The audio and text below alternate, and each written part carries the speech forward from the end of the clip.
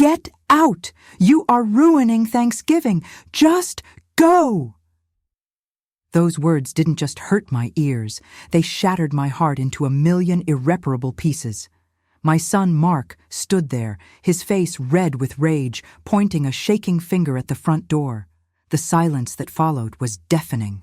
30 people, important colleagues, his boss, his wife's wealthy friends, stared at me. I was standing in the middle of the dining room, holding the porcelain gravy boat I had just refilled, wearing my simple, worn-out Sunday dress that I thought was nice enough for the occasion. But apparently, it wasn't. Apparently, I wasn't enough. My daughter-in-law, Vanessa, didn't say a word to defend me. She just sat there at the other end of the long, beautifully decorated table, rolling her eyes and taking a sip of her expensive wine, as if my humiliation was merely an inconvenience to her perfect evening. "Did you hear me, Mother?" Mark hissed, lowering his voice but increasing the venom. "Look at you. You look like the help. You're embarrassing me in front of the CEO. Just leave. Go back to your apartment. We'll send you some leftovers later." I looked at the man I had raised, the boy I had scrubbed floors for, the child I had gone hungry for so he could have new shoes. And in his eyes, I didn't see love. I didn't see gratitude. I saw only shame. I placed the gravy boat gently on the sideboard. My hands were trembling, but I refused to let them see me cry. Not here. Not in front of these people who looked at me like I was a stain on their silk tablecloths. "Okay, Mark," I whispered, my voice cracking just a little. "I'll go." I turned around and walked toward the door, my orthopedic shoes clicking softly on the marble floor I had polished myself just 3 hours ago. I didn't grab a coat. I didn't grab the bag of gifts I had brought for my grandchildren, who were upstairs with the nanny because Vanessa didn't want them disturbing the adults. I just walked out into the biting November wind. But what Mark didn't know, what Vanessa couldn't possibly imagine, was that my life and theirs was about to change forever in the next 5 minutes. Because as I stood on the curb, shivering and waiting for a bus that wouldn't come on a holiday, I saw headlights approaching. Not a taxi, not an Uber, but a long, sleek black limousine. And it was coming for me. My name is Eleanor. I am 62 years old, and for most of my life, I have been invisible. I am the woman who cleans your office after you leave. I am the woman who changes the bedpans of your elderly parents when you are too busy to visit. I am the background noise of other people's lives. I lost my husband, Dave, when Mark was only 5 years old. Dave was a good man, a construction worker, but he didn't have life insurance. When he died on the job, we were left with nothing but debts. I didn't have a college degree. I didn't have family money. All I had was 2 strong hands and a desperate need to give my son a good life. So, I worked. Lord, how I worked. I took jobs as a housekeeper during the day and a caregiver for the elderly at night. I remember days when my back ached so badly I had to crawl out of bed. But I did it because Mark needed braces. Mark needed textbooks. Mark wanted to go to the expensive summer camp so he could network with the right kids. I never let him work during high school. "You study," I told him. "You focus on your grades. Mama will handle the rest." And I did. I handled it by wearing the same winter coat for 12 years. I handled it by eating toast for dinner so he could have steak. And it worked. Mark got into a top university. He graduated with honors. He got a job at a prestigious financial firm in the city. I was so proud. I thought we had made it. But as Mark climbed the ladder of success, he started to let go of my hand. It started slowly. He stopped inviting me to visit his office. He stopped introducing me to his new friends. Then he met Vanessa. Vanessa came from money, or at least her parents acted like they did.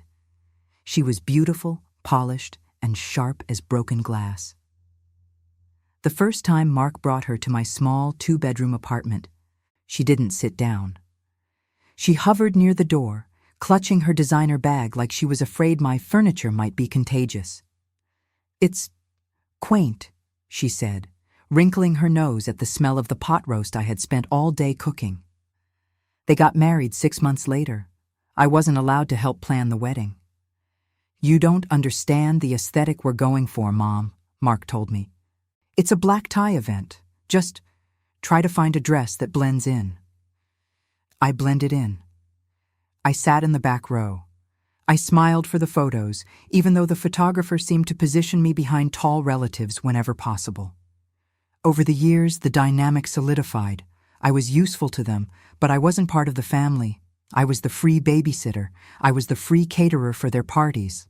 I was the free cleaning service when their maid was sick, which brings us to today. Thanksgiving. Mark called me 2 weeks ago. Mom, we're hosting this year. It's huge.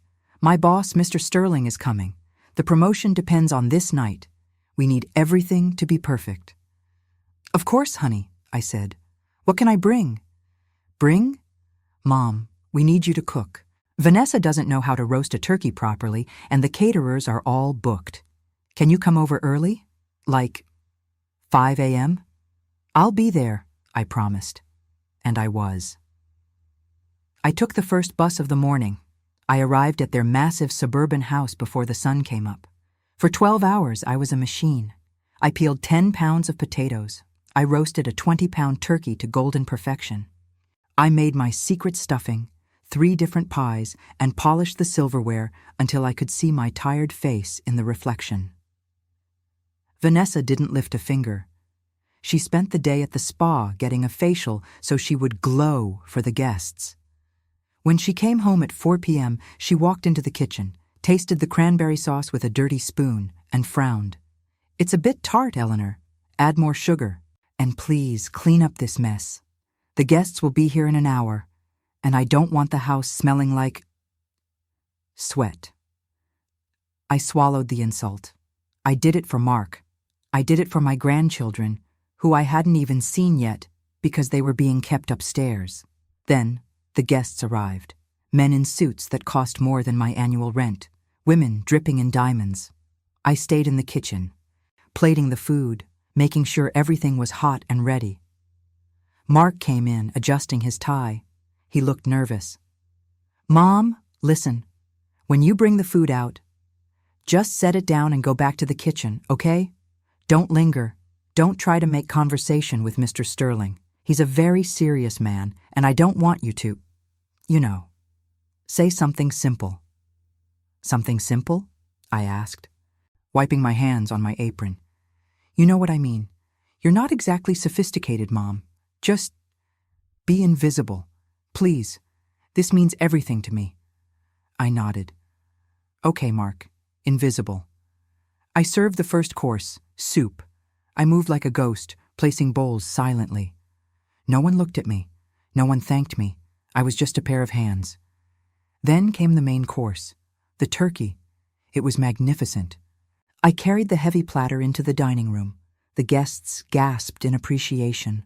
Who made this? Mr. Sterling asked. He was an older man, intimidating, with steel-gray hair. It smells incredible. Vanessa beamed.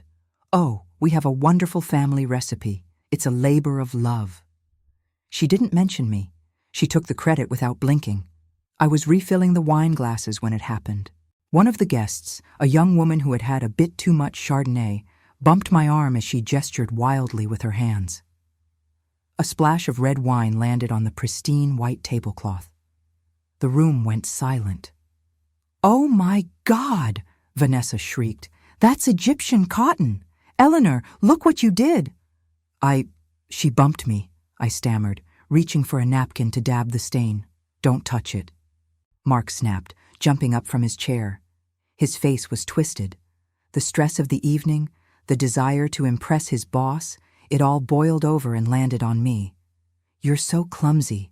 I told you to be careful. Can't you do one thing right? Mark, it was an accident, I said softly. It's always something with you, he yelled, losing control. You come in here with your cheap dress and your clumsy hands, and you ruin everything. Look at this table. Look at my wife. You don't belong here, Mother. You never have. Mr. Sterling cleared his throat awkwardly. The other guests looked down at their plates. Mark? Please, I pleaded, feeling the tears stinging my eyes. Let me just clean it up. No, he screamed, and that's when he said it. Get out. You are ruining Thanksgiving. Just go. Get out of my house. Vanessa chimed in. Yes, please leave. You've done enough damage. I looked at them. I looked at the food I had cooked. I looked at the son I had sacrificed my youth for. And I realized he was gone. The boy I loved was gone. This man was a stranger. So I left. I stood on the sidewalk, the cold wind cutting through my thin dress. I checked my purse. I didn't have enough money for a taxi all the way back to my apartment. I would have to walk 20 blocks to the train station. I felt small. I felt old. I felt like my life had been a waste. I wiped a tear from my cheek and started to walk. That's when I saw the lights. A massive limousine turned onto the quiet suburban street. It was out of place among the SUVs and sedans. It slowed down as it approached Mark's house. Mark must have seen the lights from the dining room window because the front door opened. He stepped out, followed by Vanessa and a few curious guests. Mark's anger was replaced by confusion and greed. Is that for us? I heard Vanessa whisper loudly. Mark, did you order a limo for the guests? No, Mark said, straightening his jacket. Maybe it's Mr. Sterling's driver coming to pick him up? Or maybe the company sent it for me? A surprise bonus? He puffed out his chest and walked down the driveway, a confident smile plastering itself back onto his face. He walked right past me as if I were a fire hydrant. The limo stopped right in front of the house. The driver, a uniformed man in a cap, stepped out. He walked around the back of the car. Mark extended his hand, ready to greet him. Good evening, Mark said smoothly. I assume you're here for the VIPs? The driver looked at Mark, then looked past him. He walked straight up to me. Mrs. Eleanor? The driver asked gently. I blinked, confused. Yes? The driver smiled warmly. I'm right on time, ma'am. Mr. Henderson's instructions were very specific. Mark froze. Henderson? Who is Henderson? Before I could answer, the rear door of the limo opened. A man in a sharp suit stepped out. I recognized him immediately. It was Mr. Arthur, the personal attorney of Mr. Silas Henderson. Silas Henderson. That name meant nothing to Mark. To Mark, Silas was just that grumpy old man I had taken care of for the last 3 years. Silas was a recluse. He lived in a dusty old mansion on the edge of town. He had no family. He was sick, bitter, and difficult. No one wanted to work for him. But I needed the money, so I took the job. And over the last 3 years, I had gotten to know the real Silas. He wasn't mean. He was lonely. He was in pain. I cooked for him. I read to him. I held his hand when the cancer pain got too bad. I treated him like a father, not a patient. Mark used to mock me for it. Why do you waste your time with that old broke nobody, Mom? You should work for a rich family, maybe get a tip. Silas had passed away last week. I was heartbroken. I had missed his funeral because Mark demanded I come over to prep for Thanksgiving. Mrs. Eleanor, Mr. Arthur said, walking up to me and taking my shivering hand. I am so sorry to interrupt your evening, but we tried to call you. When you didn't answer, we tracked your location. It is urgent that we execute the will immediately. The will? I asked. But Silas didn't have much. Just that old house. Mark laughed nervously. Mom, what is going on? Who are these people? Is this about that old guy you cleaned up after? Mr. Arthur turned to look at Mark. His eyes were cold. That old guy, as you call him, was Silas Henderson, the founder and majority shareholder of Henderson Global Enterprises. Mark's face went white. Henderson Global Enterprises. It was the parent company of the firm Mark worked for. It was a multi-billion-dollar conglomerate. That's impossible, Mark stammered. Silas Henderson disappeared 10 years ago. Everyone thought he was dead or living on an island. He was living right here, Mr. Arthur said, dying of cancer and watching who really cared about him. Mr. Arthur turned back to me. He pulled a leather folder from his jacket. Eleanor, Mr. Henderson had no living relatives. He observed people his whole life. He saw greed. He saw selfishness. And then he met you. You cared for him when you thought he had nothing to give you. You showed him kindness when he couldn't pay you extra. You were the only friend he had. The lawyer opened the folder. He left you everything, Eleanor. The mansion, the properties in Europe, the classic car collection, and his entire controlling stake in Henderson Global Enterprises. You are now the sole owner of the company your son works for. You are effectively a billionaire. The silence on the street was absolute. Even the wind seemed to stop. I stared at the lawyer. Me? But I'm just a housekeeper. No, my dear. Mr. Arthur said softly. You are a woman of integrity. And Silas wanted to make sure you never had to scrub another floor in your life. Mark looked like he was going to vomit. Vanessa looked like she was going to faint. Mom? Mark's voice was a high-pitched squeak. Mom, is this real? Vanessa suddenly rushed forward, pushing Mark aside.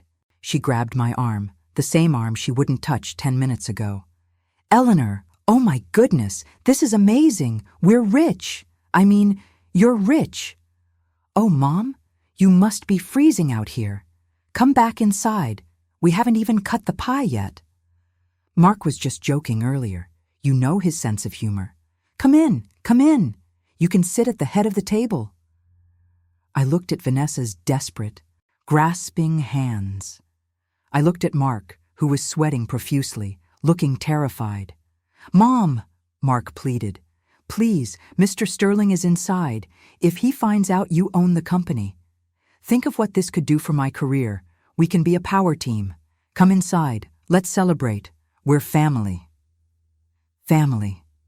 I looked at the house. I looked at the window where the guests were watching. And then I looked at the limo. For 62 years, I had put everyone else first. For 62 years, I had accepted crumbs and called it a feast. I gently pulled my arm away from Vanessa. No, I said. My voice was steady, stronger than it had ever been. What? Mark blinked. I said no.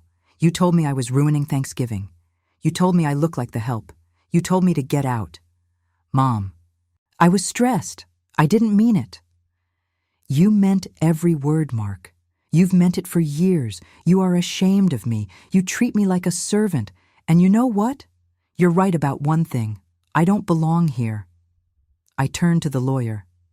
Mr. Arthur, does this inheritance include the company Mark works for?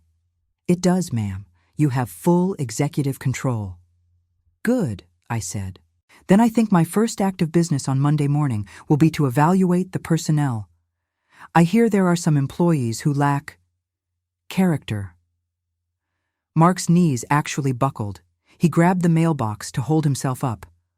Mom, you wouldn't. I raised you to be better than this, Mark. I failed, but I won't fail myself anymore. I turned to the driver. Please, take me to the Grand Hotel. I think I'd like to order room service, lobster, and champagne. Yes, ma'am, the driver said, beaming. He opened the back door for me. I stepped into the limo. The leather was soft and warm. It smelled like freedom. As the driver closed the door, I saw Vanessa screaming at Mark, hitting his chest. I saw Mark sobbing, reaching out towards the car. I pressed the button to roll up the tinted window. The last thing I saw was my son's regretful face disappearing behind the black glass. The car pulled away, gliding smoothly down the street. I leaned back and closed my eyes. For the first time in my life, I wasn't serving dinner.